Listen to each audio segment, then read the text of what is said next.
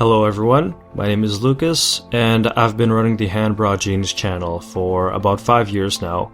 And to commemorate this milestone, I wanted to take the opportunity not only to thank all of you for supporting me over the years, but to give a little bit of insight as to who I am and how I got here and why I mix music. In a way, this video is like a series of memories that essentially made me who I am as a mashup artist and as a person as well. So if you're interested and if you have the time, feel free to listen to my story. Back when I was a lot younger in elementary school, I was enrolled in this after-school program that taught me how to play the piano. And in those 3 years of learning, I learned how to read sheet music and how to position my fingers on a keyboard and really basic skills. But what I enjoyed most about the piano was taking the sheet music that I was already studying and changing up the melodies and chords just to make my own kind of arrangement. However, my form got sloppy in a lot of places, and I wasn't playing the sheet music the way it was intended to be played. So my piano teacher wasn't very fond of that, so I took rather long to progress. And it was somewhat discouraging to see all of my classmates progressing around me at a much faster rate, which resulted in me quitting the piano. In hindsight, however, I do wish I stuck with the piano just because I feel like I would be more musically inclined. But I ended up learning a lot of these concepts on my own much later on, so it wasn't all that much of a loss. To kind of build off of these childhood memories, I was doing this group assignment project in grade 6. Where we had to change up the lyrics of this Christmas carol, and that was the 12 Days of Christmas. And for those of you who don't know, it's like this song that builds upon itself, and it adds a new item every time the song repeats. And by the end of it all, you have to list like 12 items in descending order. So we had to create a new version and sing it to the class. Now, when it came to creating this Christmas carol, I looked around at my group skill sets and noticed we had a beatboxer and some singers. And I knew every other group at that point was going to be doing a list, but I wanted to change things up a little bit and make it more of a verse-chorus hybrid. And for fun, let's throw in the backing vocal excerpts from that One Republic song, Apologize, featuring Timbaland. And the entire group was really behind that idea, and it was really exciting to perform this new song. So when we presented it, the class loved it because it was so different and unique from all the other groups. However, the teacher absolutely hated it because it missed the mark as to what the assignment called for. And as a result, we ended up doing rather poorly on that assignment. We ended up getting a C, and me being hard on myself, I was really disappointed and also really sad that my group members had to pay the price as well. When it came to my musical preferences in my childhood, I would float around different genres, but the one that really resonated with me was electronic music. So I was into stuff like house and techno and trance and dubstep later on. So when it came time to having our elementary school dance, which was a grade 7 and 8 event, I was really excited to share this music with people, and I wanted to bring my classmates into a new experience and discover new music, and I wanted them to have a great time, so I ended up taking a lot of requests. And I put in a lot of songs that I thought people would like as well. But 1/3 into the dance, I realized that no one was dancing, and I heard comments of people hating the music. So at that point, my CD, which I had spent hours on, was cut off, and the student council stepped in as backup DJs, and they ended up playing their track list for the rest of the afternoon. And I remember feeling bad about it because I wouldn't be able to get to the songs that my friends and classmates requested, so I kind of let them down in that regard. Even when it came to birthday parties at people's houses, sometimes they'd ask for background music, and I'd kind of jump in and be like, hey, I can play some music, and they'd end up making comments like, what am I listening to, or what is this shit?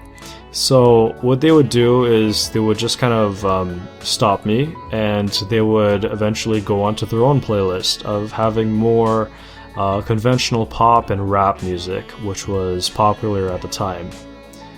So all of these childhood memories involving music really shaped me as a person, and it made me realize that my preferences in music were different from a lot of other people's. But I guess that's not really a bad thing, but in a lot of cases it made me feel like an outsider, and that's what essentially got me into mixing music in high school and eventually discovering mashups.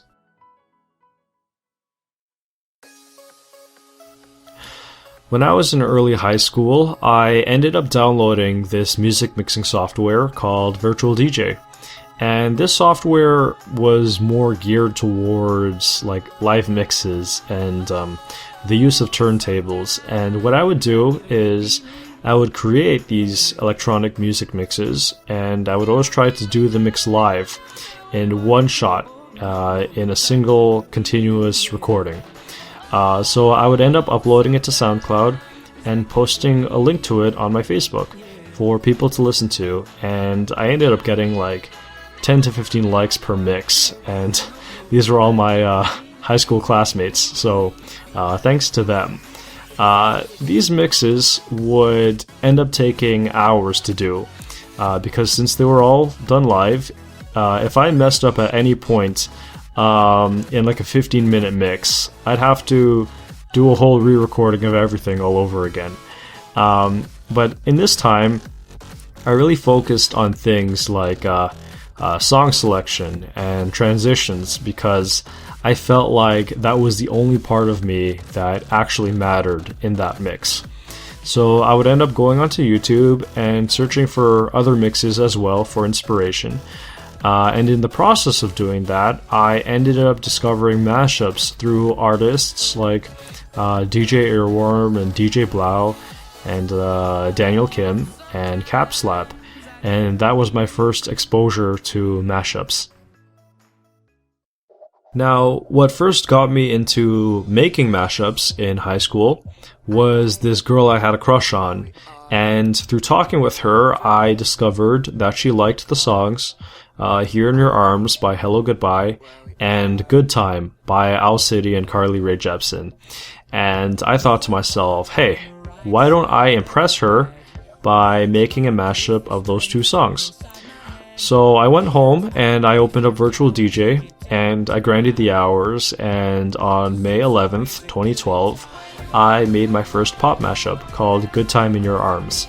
Unfortunately, I wasn't able to show it to her for whatever reason, and I can't remember why, but the feeling that I got from mixing music was so uplifting, and it was invigorating to hear these songs portrayed in this new light. So with that, I ended up making pop mashups for the next 3 years of my life. So during this time, I had a friend named Jamie, and he was the guy that introduced me to anime. He was talking about how great these shows were, and I thought to myself, I got time. So I'll go ahead and pick up a random anime and just watch it. Now, out of all the shows, I ended up picking up The Melancholy of Haruhi Suzumiya, just because I'd seen it being used as a source in YouTube poop. And as I watched the show, I absolutely loved it. I love the story and the characters, and especially the music. Like, The ending theme and the opening theme were so memorable to me. But there was one song in particular that got to me, and that song was God Knows by Aya Hirano, which was used as an insert song in the show. And from there, I ended up discovering a lot more Japanese music and songs used in anime. So I went down the rabbit hole and I watched more, and I ended up coming across this anime called Bakemonogatari, and I picked it up just because of its art style. And from listening to the music from within the show, I ended up discovering this anime mashup on YouTube called Casbah Circulation by Naki Naiko, which was the gateway into me discovering anime mashups. Through Naki Naiko, I ended up discovering many other mashup artists like Shoopfex and Triple Q, Botanic Sage, Trongasm, Sorty, and Gardakuno. And those were the 7 individuals who inspired me to start making anime mashups.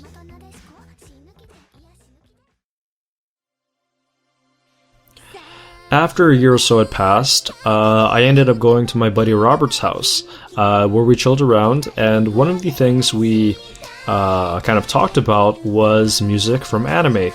And from there, we ended up talking about anime mashups.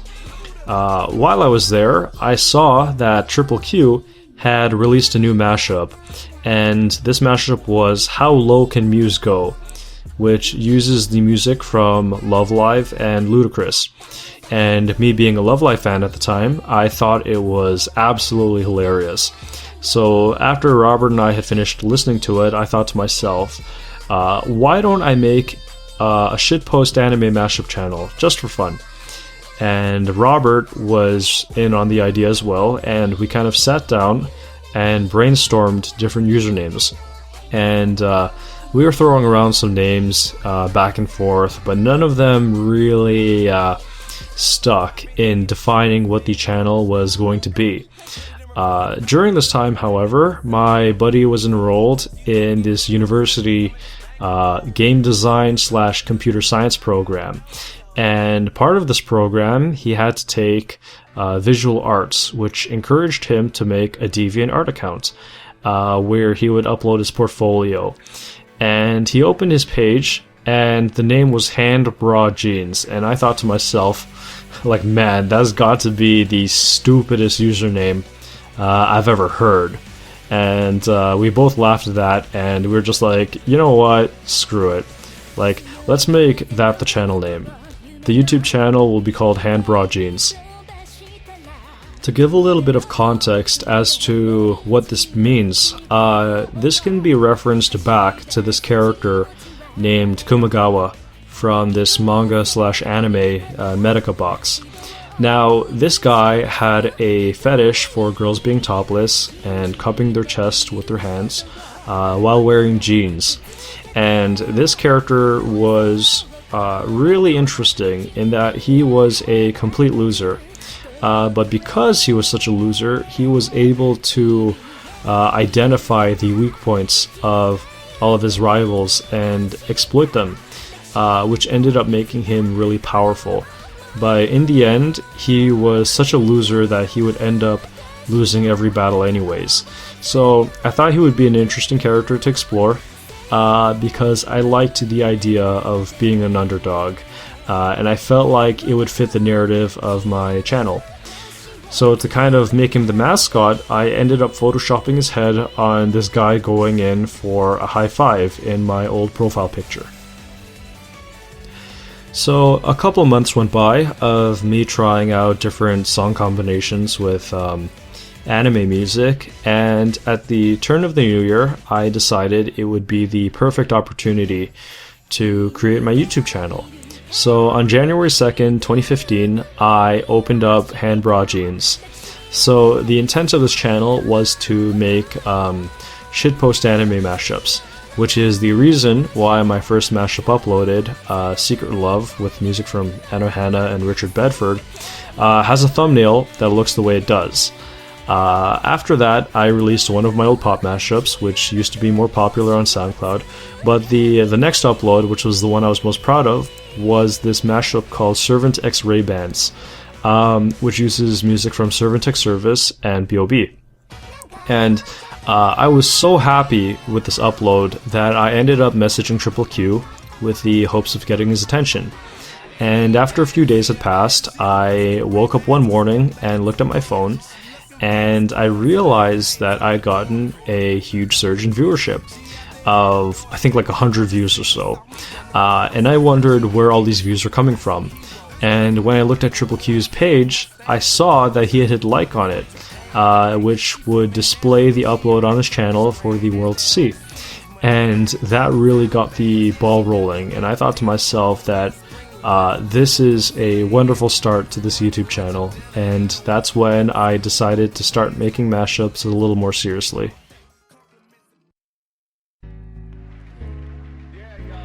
While I was uploading regularly onto my channel, I was also enrolled in university. I was in this program called Architectural Science, and it had an 8% acceptance rate, and for good reason, because it was very academically stressful and time-consuming, and somewhat unforgiving in nature. Now, this program had this course called Studio, which is the meat and potatoes of this program, where we would design things like buildings, day in and day out, just constantly, and we would spend many sleepless nights doing this. I recall staying up for long periods of time, like 70 hours, and sleeping on the hard floor, just because I would be working until transit closed. And after all this, we would print out our projects on giant 24 by 36 inch paper and post it on the board for our final review. And essentially, two professors would walk into a room and critique it. Some sessions were good, but others were like a firing range, where professors would roast your project in front of all of your peers. And I absolutely hated these moments because I never felt like I was a very good designer compared to everyone else who had taken things like art in high school.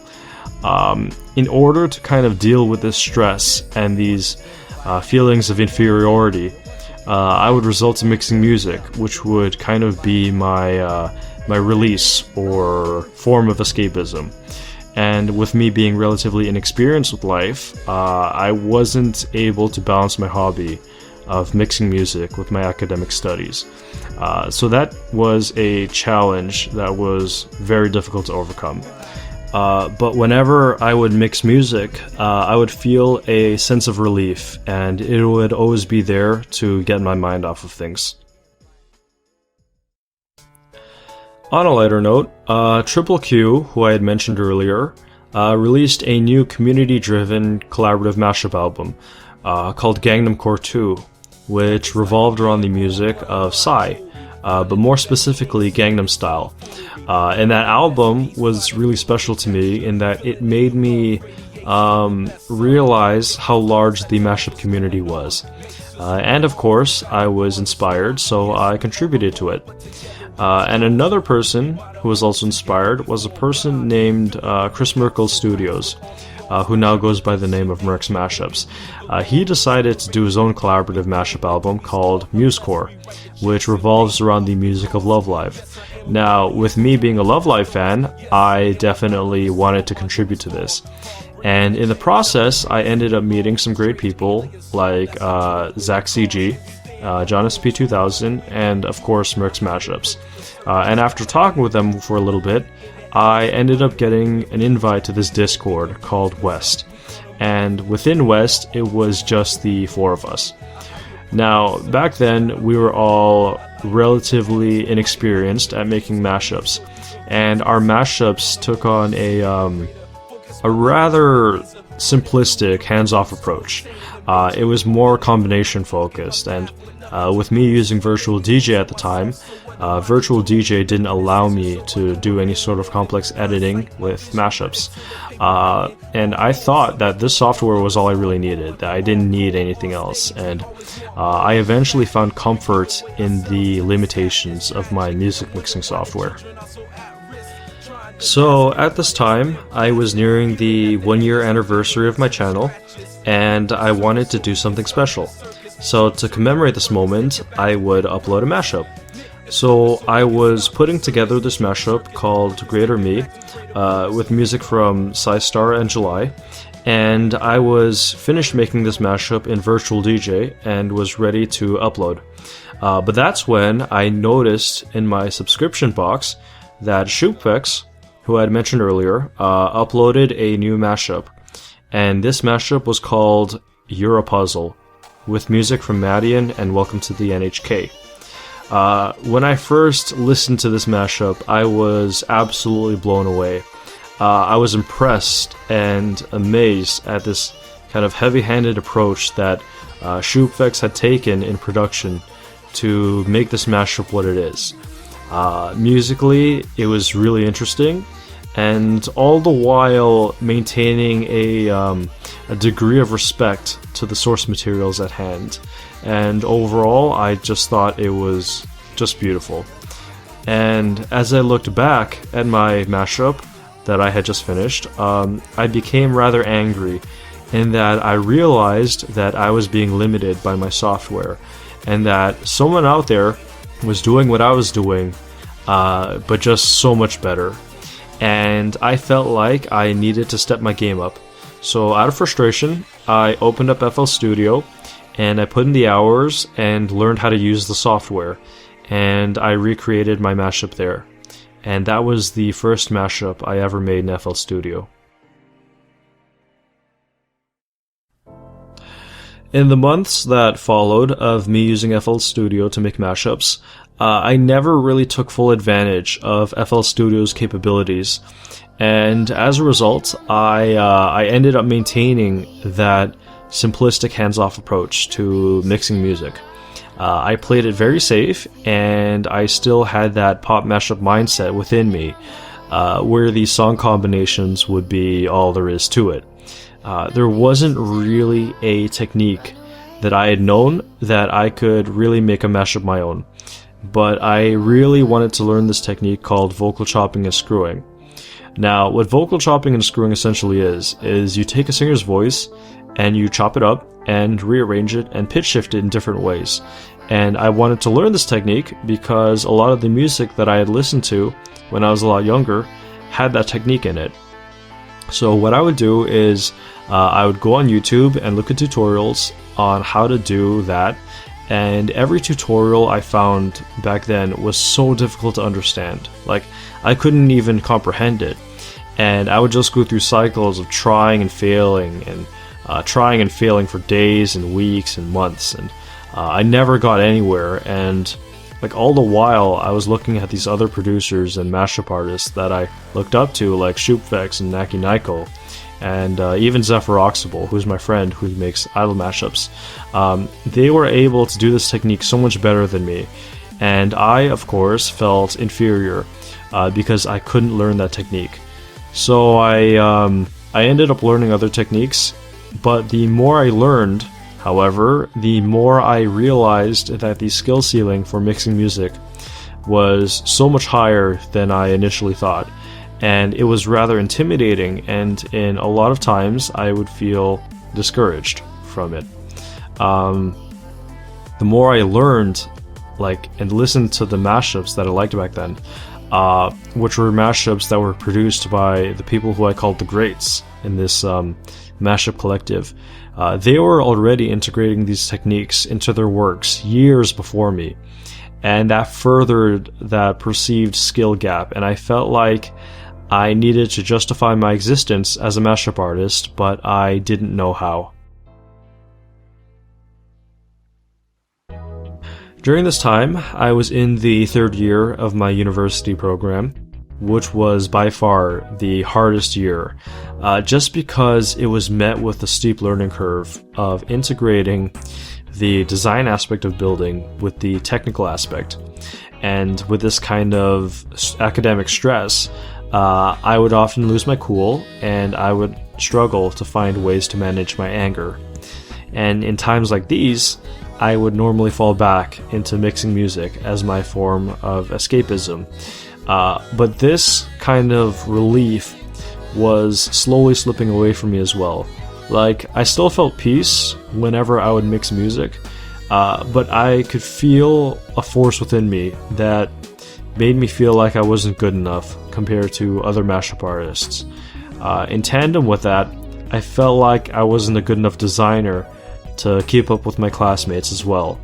So, pressure was hitting me from all directions, and I didn't really know what to do, and that ultimately took a toll on my mental health for the remainder of that year.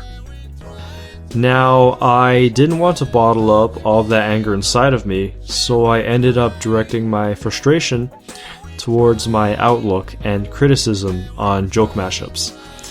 The reason is because so many people were mixing the exact same source, and they were all telling the same joke over and over again, and I was just tired of everything sounding the same. Usually in times of stress, I would listen to mashups to get my mind off things, but it was difficult to find mashups that I actually liked. And a good number of people who made wonderful mashups back then ended up following the trend, and some of them were mixing music for the sake of popularity only. And it was somewhat discouraging from both a listener and as a mashup enthusiast perspective to hear that these people that I looked up to were getting burnt out and were being limited in their kind of expression and creativity in mixing music that they actually liked. Everything back then just felt so uninspired, and it was something that I didn't want to be a part of. Since then, however, I've adapted a more open mindset in thinking that people should mix what they want to mix, as long as they're having fun. Back then, I really should have been happy that these people, along with newcomers, were finding ways to interact and play with music at all. But in hindsight, though I will admit, I wasn't in the right headspace at that time. So essentially, my stress was driving all of these feelings of negativity within me. As my primary support structure for my stress and discontentment with everything, I often found comfort in talking with my family and friends who helped me tremendously in this dark time. So I cannot thank them enough for being there to hear me vent and offer the advice I needed to hear. On the mashup side of things, I would seek comfort in talking with the guys at West, which is the group of friends that I had mentioned earlier, which had grown to a group of 9 people, consisting of mashup artists and video editors. So we had Zach CG, John SP2000, Merck's Mashups, your boy Quandary, Mahado, I am Jamboy, Very Tired Editor, Guntroll, and myself. And we would all have a blast hanging out online and meeting up in real life as well. Seeing them face to face felt like I had been friends with them for the longest time. Just fantastic and incredibly friendly people. Now, whenever we had problems, we would always share each other's burdens and support each other to the best of our abilities. Whether it's things happening in our own lives that we need to seek comfort in, or problems that we've internalized ourselves, we would always value each other's support and help each other out in any way we can. And for that, I cherish them dearly.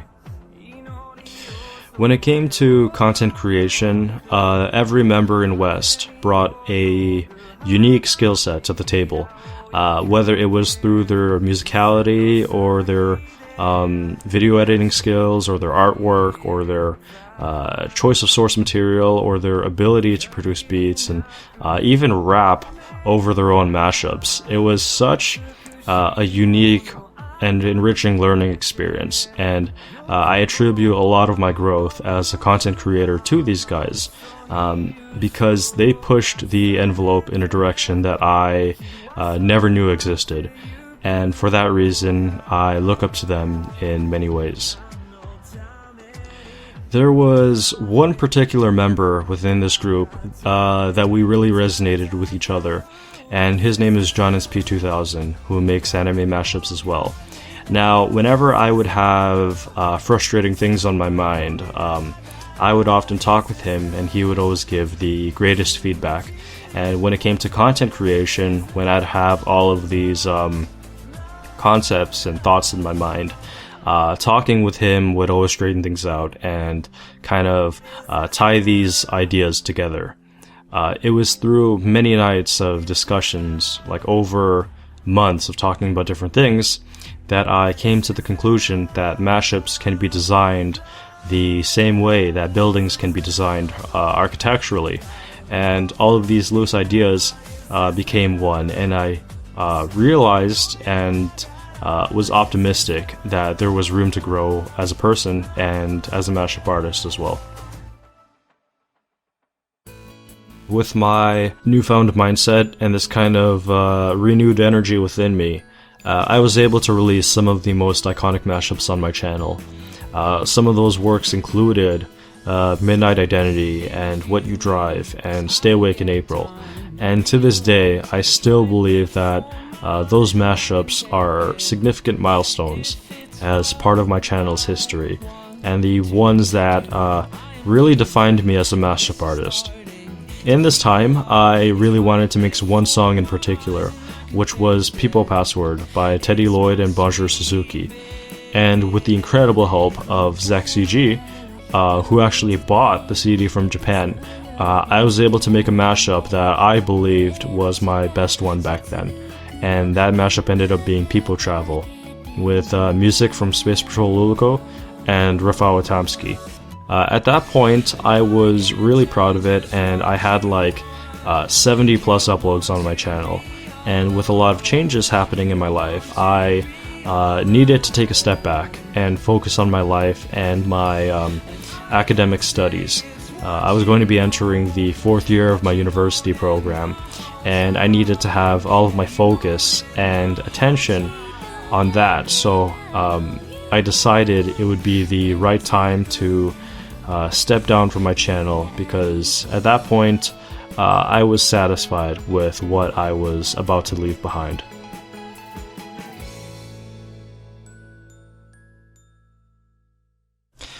Back then, when I had looked at my channel and all of the uploads that I had done, I figured that I had done enough. And with my 1,000 subscriber milestone approaching, I figured that this would be a great opportunity to thank every single one of my subscribers for supporting me. So I opened up my subscription box, and within that kind of credits milestone video, I typed in every single one of my subscribers' names, all by hand, all 1,000 of them, just to show my appreciation and give them a heartfelt thank you and send off before I said goodbye. But in this process, I noticed that Naki Naiko and Shoopvex had subscribed to me long ago, and that was such a moving moment for me, as I looked up to them for years, and that really solidified that I had done good. At that point though, I didn't feel like going back into mixing music because I was burnt out, and I was firm in my resolve to take myself away from mixing music. Within this retirement video, I wanted to make a statement that mashups could be more meaningful than just conveying a simple joke, and that it can be validated as an art form that can lead to discovering new music, and how mashups can bring joy to people and move people and bring people peace in times of stress, and even change how people listen or understand music. But at the end of the day, I didn't know if I was successful in doing that. I think it was a noble effort, but none of that mattered anymore because I was about to close the curtain. The months following the retirement video felt liberating. I felt like I wasn't obligated to mix music anymore, and I felt like I had removed myself from one of my sources of stress. But as the months dragged on, I ended up feeling a bit empty inside, in that I no longer had a creative outlet outside of my studies in architecture. So back then, I was mixing music for hours every single day, and of course, it's difficult to break a habit, so I tried to work my way down by limiting the amount of time I spent mixing music. Like, I'd contribute to little collaborative albums here and there, and make little one-off mashups that really wouldn't see the light of day. But that was when Guntroll from West hosted this album called ReZero Core, which was a collaborative album centered around the music from the anime ReZero. Like, Guntroll is such a great friend, and I just wanted to essentially promote his works and give his album a little more publicity. So what I did was I opened up my music mixing software and I made a mashup called Reloon with music from ReZero and Madian. And as I was making this mashup for his channel and for his album, I was overcome with this feeling of joy that I had refound this kind of desire to improve in mixing music. And I really wanted this on my own channel because, I don't know, it really spoke with me. So, in a way, Guntroll is responsible for me coming back into mashups, and even still mixing music to this day.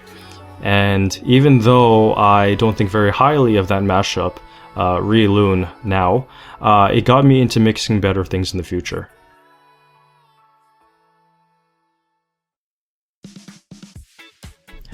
With my return to mashups, I was a lot more enthusiastic about mixing music and trying new things.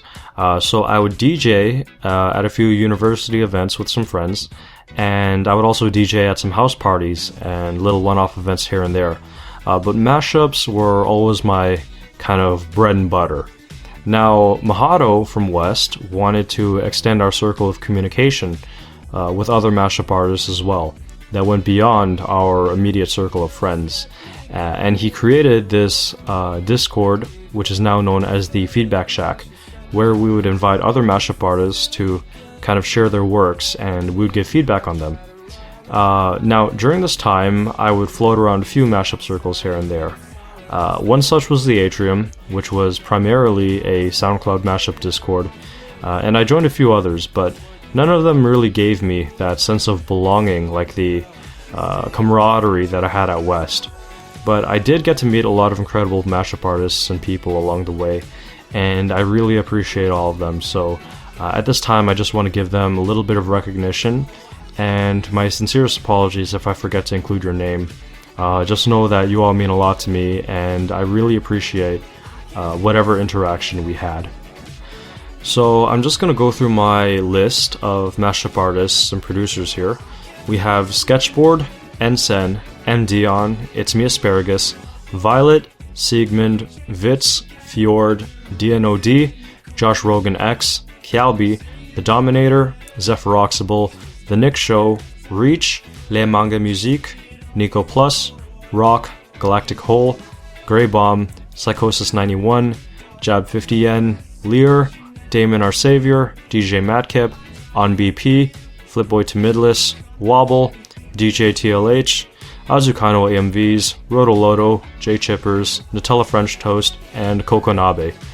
Thank you so much for everything you guys have done for me, and I hope I played a role in your lives as much as you did in mine. So from the bottom of my heart, thank you. And thank you to all my mutuals and content creator friends as well that I made along the way. Unfortunately, I can't list all of you here as there's way too many people, but I'm confident that you guys know who you are.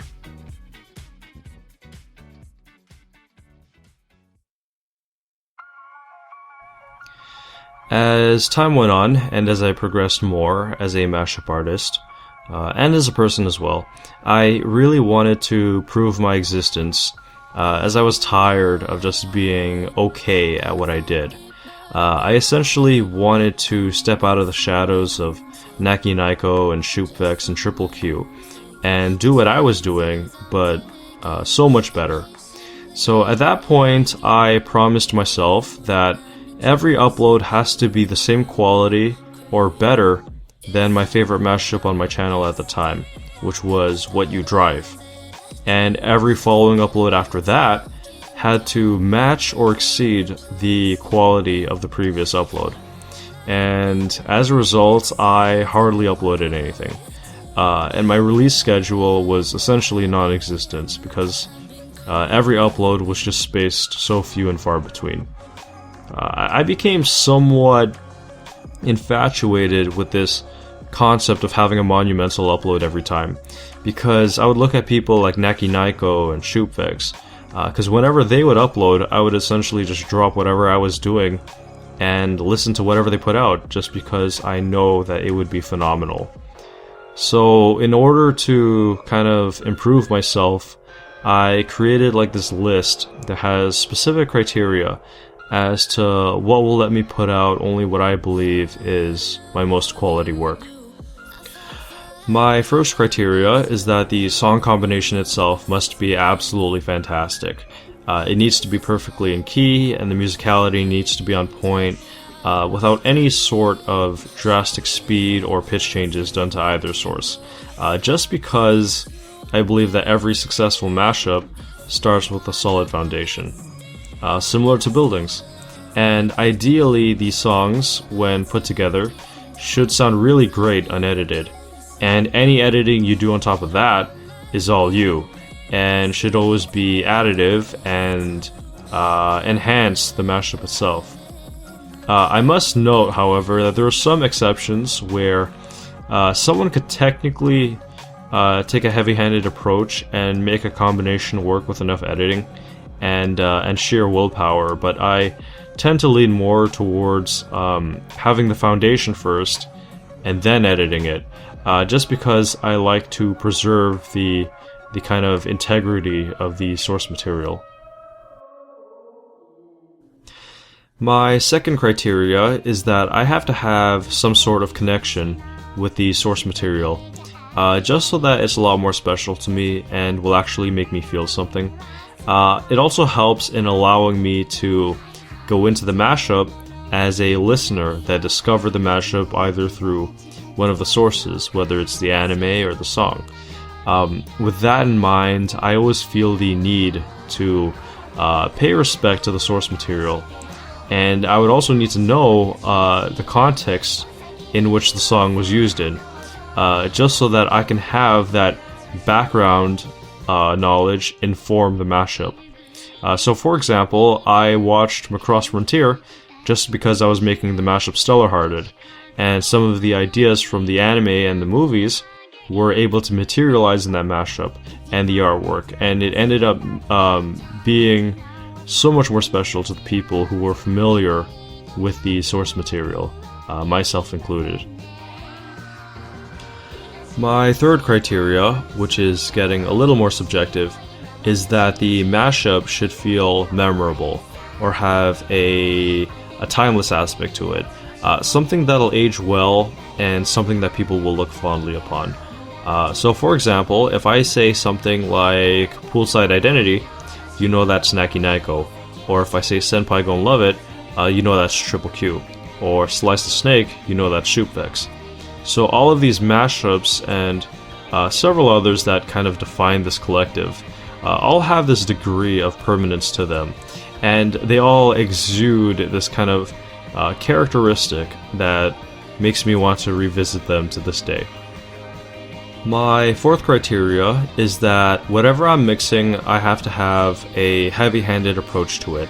It's one thing to have a hands-off approach to a Song 1 plus Song 2 mashup and having it run all the way through, and don't get me wrong, those can be wonderful musically, but I feel like I need to install as much of myself into the mashup as possible and make my presence known as the person mixing the music. So it's like my stamp saying, yes, I mixed this mashup, and it gives the piece more character and more intrigue, in my opinion. I just didn't want people to listen to my mashup and think, oh, anyone could have made this. If you want an example of this, go on SoundCloud and type in Bonfire, Childish Gambino, and Knife Party, and you'll see what I mean. My fifth and final criteria, which is by far the most subjective and the hardest to achieve, is that the mashup needs to hit me emotionally. I need to be moved. I need to feel something, because if it doesn't do that, it's not going to make the cut. You can kind of attribute it to a gut feeling, but essentially my cutoff point for what makes it onto the channel is if the mashup can move me in a certain way that I can't explain, or make me sink into my chair and let me forget about my problems, that's the one. So all of my recent mashups has moved me emotionally, because at some point in mixing them, I thought the mashup was absolutely beautiful and could possibly have the power to move my listeners. Now, I don't recommend that anyone takes this criteria to heart, as this is only how I treat my own uploads. But the amalgamation of all of these kind of criteria, like this whole framework, is just so that I can put my own personality into these works, and to have my own mixing style translate between musical genres, so that my mashup can go beyond just the source material and can mean something more for both you and me. Some wonderful examples as to mashup artists who can really successfully integrate their personality into their works are people like HandBraJeans, who produces his own beats and accompanies his mashups with his own artwork, or people like Guntroll, who actually raps in his mashups, or producers like Wobble or Cryptrick or Nico Plus, and many others who can take a really heavy-handed approach in remixing the sources they're working with to a high level of articulation. And all of their mashups just have a certain personal touch to it, and has that flair that just exudes personality, and you can just feel all of the love that went into their content. I think when mashups are brought to such a personal level, it goes beyond the feeling that mashups can be mass-produced, which they can be, but at this point it becomes more than just a number, and more than just a mashup that exists because, it works. If you're a mashup artist and you put a lot of yourself into your works, whether it's the sources you choose or the production techniques that you integrate within your work, I think that people out there will be able to tell and feel all of the work and love you put into this music to really make it your own.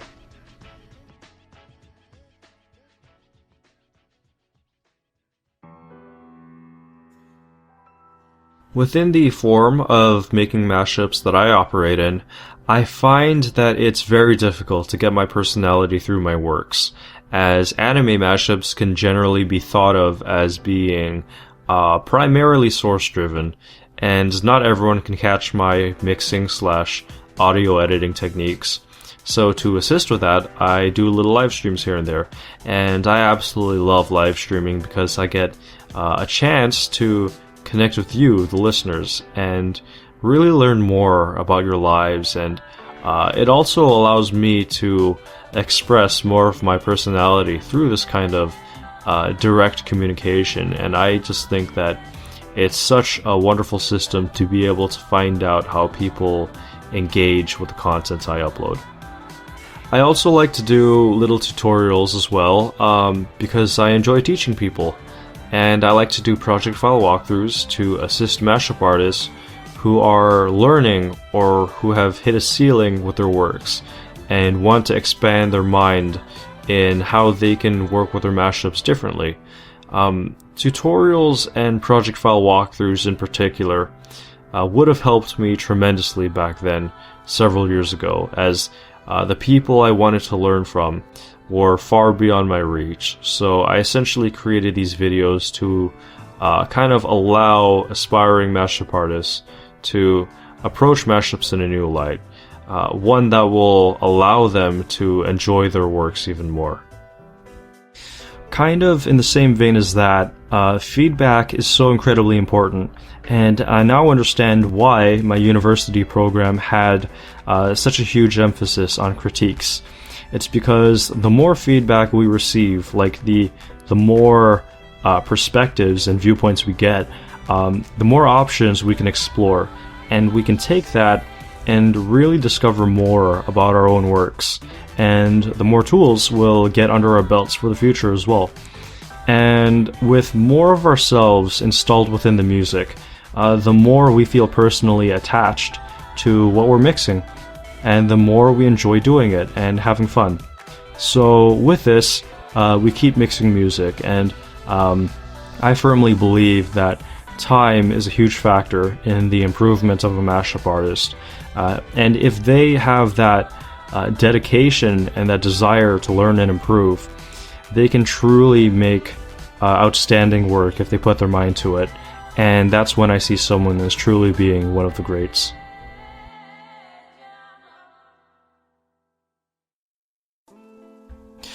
After months and years of trying to improve my ability to make mashups, I ended up coming across a combination that I absolutely loved.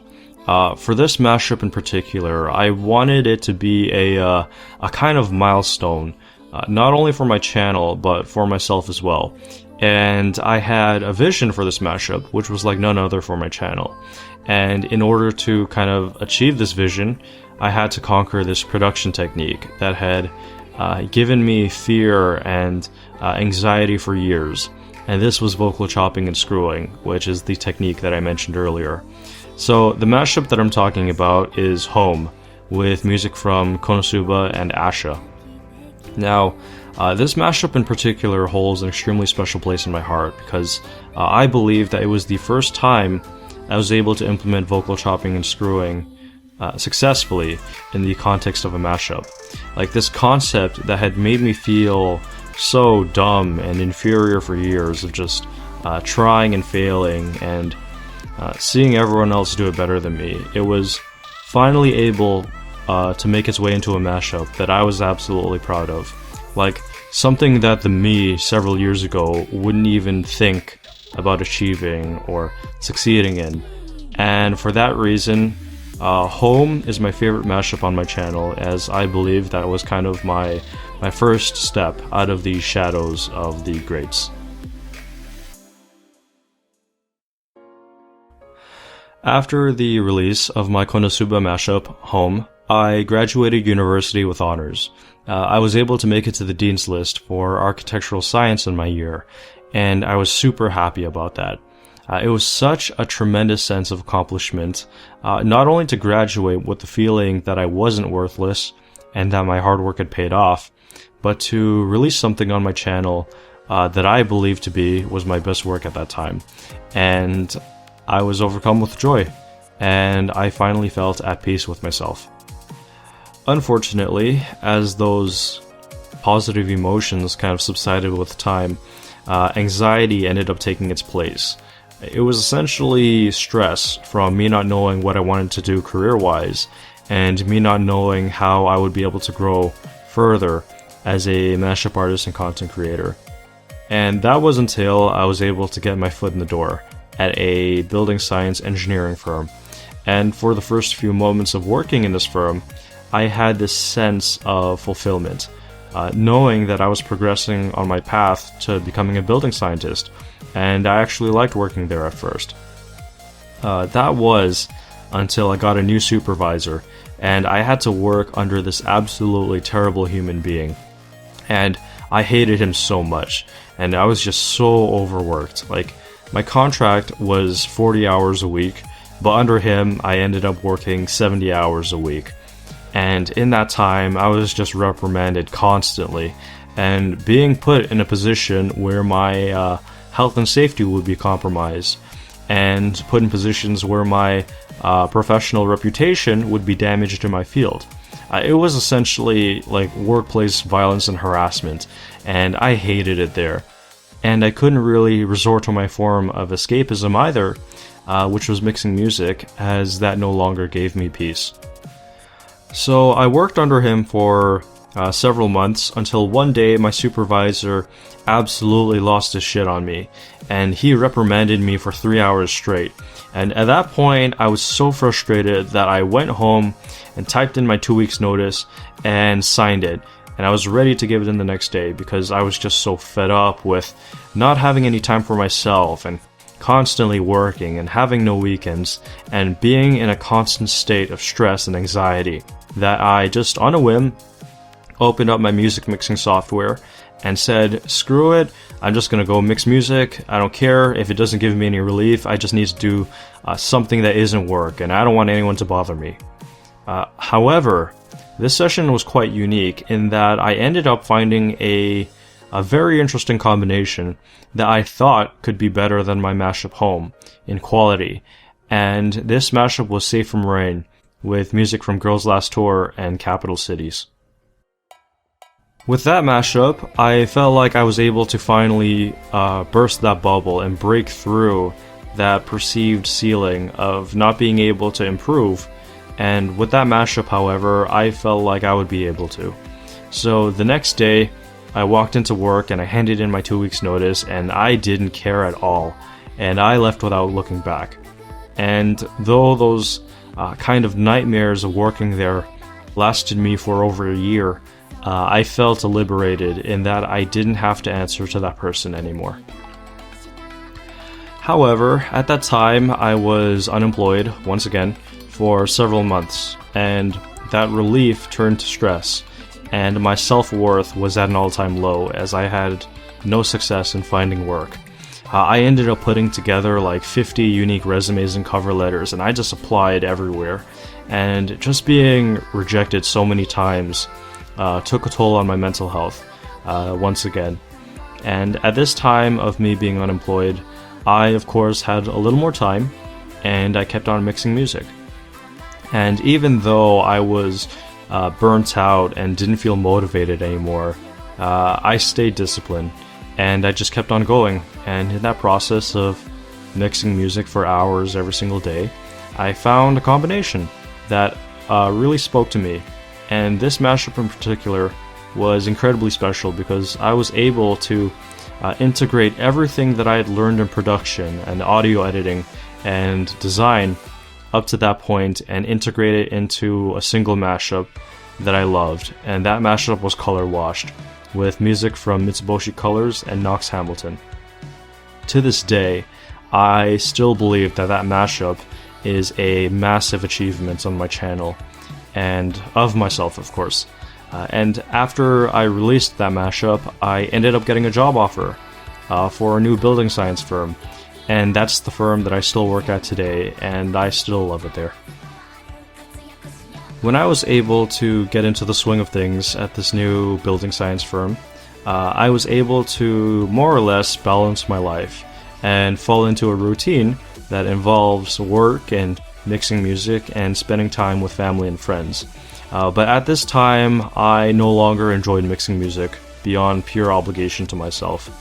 I felt that I had to use these skills that I developed over the years, or else it would all be for waste, and I would end up feeling empty again inside. Making mashups just didn't make me happy anymore, and I ended up remastering an old mashup called Nujabes ni Yokoso, with music from Welcome to the NHK and Funky DL, and I was really hesitant to release it because I never do remasters on my channel, and I was met with more anxiety and worry if people would like it or not. When I hit upload, I didn't get that sense of relief that I would get with my other uploads. I was just met with more stress if people would even like it.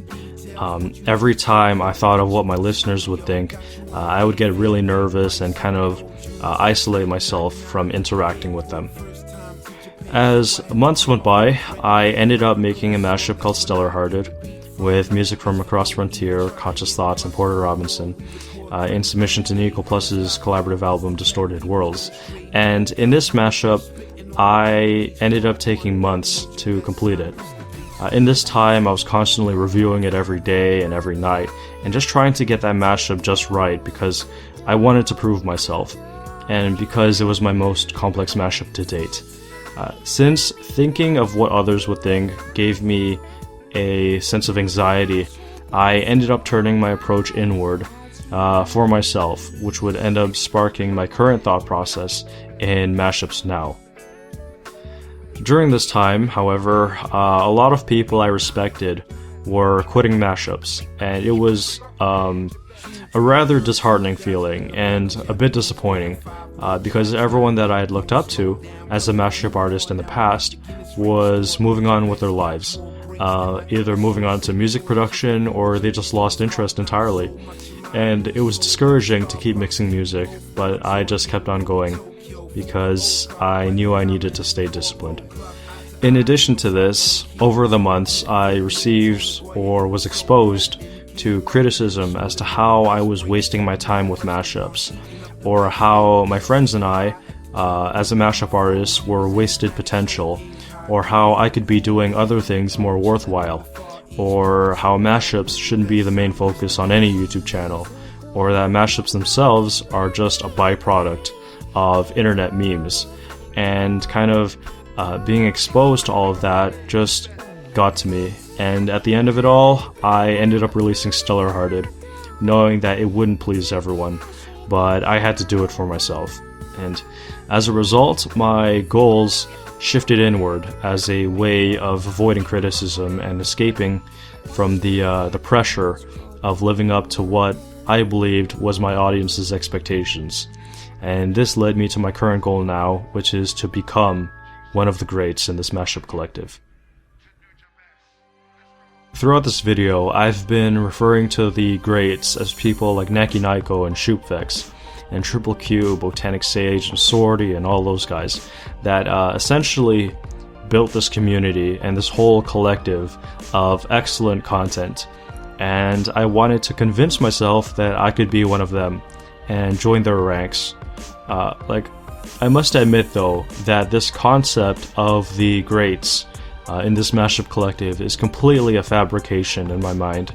That's like based off of who I was inspired back then. And though I seem to have convinced many people that I've become one of those mainstays in this mashup collective and community, and that I've already achieved that level, I was only able to do so because I stood on the shoulders of giants and walked in their footsteps. After all of this, I have yet to convince myself that I'm one of the greats, as I am my own harshest critic. I don't know if this method of growth is sustainable or if it's a goal that I'll ever achieve, but I think that this mindset of chasing something that keeps moving further and further away from me will allow me to improve my craft. And in time, I will eventually learn to accept this of myself.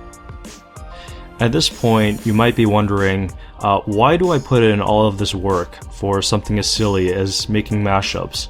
And the reason is that I know that if I can make a mashup that'll make me feel something, all of my hard work and dedication to this craft will amount to something and could possibly even reach out to you. And you guys mean the world to me, because I would often read your comments whenever I'd feel sad or discouraged, and though I cannot physically be there to share your moments of joy and sadness, I hope that the music that I'm mixing will do just that, just so that I can play a role in your life as much as you did in mine.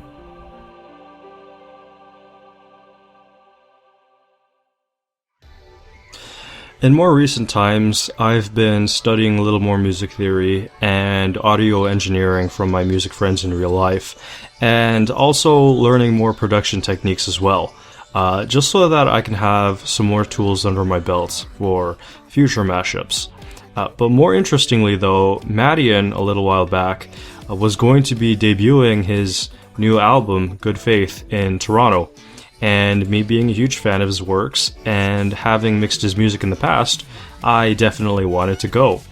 And in the process of planning things out, and also keeping in touch with Shoopvex, we ended up coordinating it so that Shoop would come to Toronto and stay at my place for like 5 days, and we would go and see the concert together. So we ended up hanging out and having a wonderful time, and I wouldn't trade that experience for the world, but there was one moment in particular that kind of stood out to me from a mashup perspective.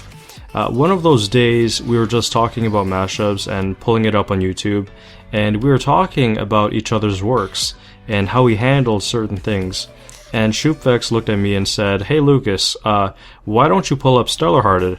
And at that point, I was sick of that mashup, but of course it was still new to him, because I had released it the night before he took the train over. But when he was listening to it, he expressed how much he liked that mashup and said it was my best one yet, and he also left an endearing comment on the video itself.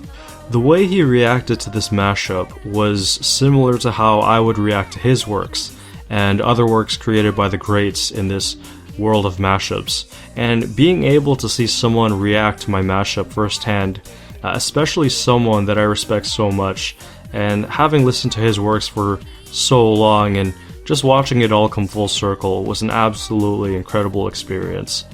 While he was here too, I got a notification from Naki Naiko, who commented on my video, which was something that I had never seen before, and that made me feel like I had done good after 5 years of making mashups under HandBraJeans. After Shoopflex had left for home, I took a step back and realized how impactful mashups can be, which is why I get disheartened whenever I see a mashup artist being put down for making mashups, or seeing mashups be discredited from being an art form. And so I kind of looked back at my past few uploads and realized that I had created this kind of series of memories through these mashups that I can look fondly upon, and that I had achieved my vision of making mashups that I believed were timeless, and that meant something to me, and hopefully meant something to you too. And even though I'm standing side by the people I admired back then, I still do not feel like I'm one of the greats in this mashup collective.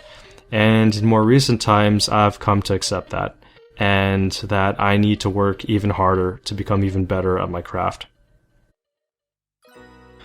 Right now, I'm still trying to find joy in mixing music and trying to find happiness in making mashups that goes beyond obligation, and hopefully I find it someday. But for now, I still have a long way to go, and I have a lot more to learn, but hopefully I can kind of rediscover that spark that drew me into mixing music in the first place all those years ago. In my journey as a mashup artist, if I was able to inspire at least one person to engage in this crazy art form, that'll just make me all the more happier. And maybe whoever I inspire will be able to stand on the shoulders of my works to take this art form further than I could ever imagine, even long after I reach the point where I no longer mix music anymore. And I hope that the next wave of mashup artists will find out more about themselves through music and get that feeling of pride and joy in their works like I used to get back then. I do believe that mashups changed my life for the better, as it allowed me to discover new artists and listen to new music and genres that I wouldn't normally listen to, and make me hear music completely differently as both a science and an art, similar to architecture. I just find that it's so beautiful to understand the science behind music, and seeing how it all comes together, I just think that it's absolutely poetic that sounds that are meaningless in isolation can come together to make something truly elegant. Similar to how buildings are the sum of its parts, and how each part is designed in a master scheme to come together to create something that is tangible, that people can use and even live in, and even a place that people can call home. I find that it's just absolutely wonderful to have individual songs come together that can make music that is meaningful to both the creator and the listener. So I just want to take this time to kind of wrap up this unnecessarily long video, just to say thank you so much, all of you, for supporting me over the years and listening to my works. All my family and friends and all the mashup artists and content creators I've interacted with, and all the new friends I've made along the way, all the guys at West and the Feedback Shack, and you, the listener. And even if you don't comment on my videos, and even if I don't know you exist, I appreciate each and every one of you for listening to my works and showing commitment to keeping anime mashups alive just through your interest alone. And believe me when I say that if it wasn't for the YouTube subscriber system being what it is, I would type in all 5,000 plus of your names, just to show how much you all mean to me. So I'm just going to end the video by saying that despite it all, these past 5 years have been fun with you.